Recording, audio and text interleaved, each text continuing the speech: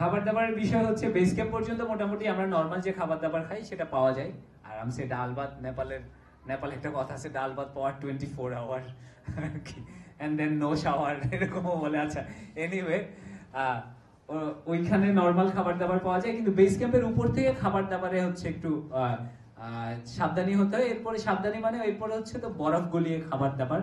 প্রথমে অনেকটু বরফ গলালে এইটুকু পানি পাওয়া যায়, যেহেতু বরফের ভলিউম বেশি।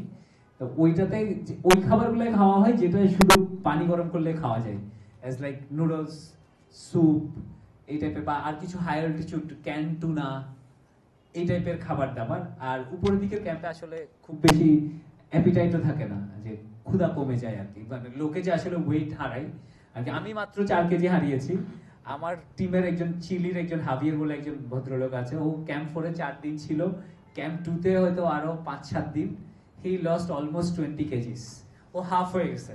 ও যেদিন ইয়েতে আসছে, বেস ক্যাম্পে আসছে, আমি ফেরার আগের দিন, হি জাস্ট বিকেম হাফ।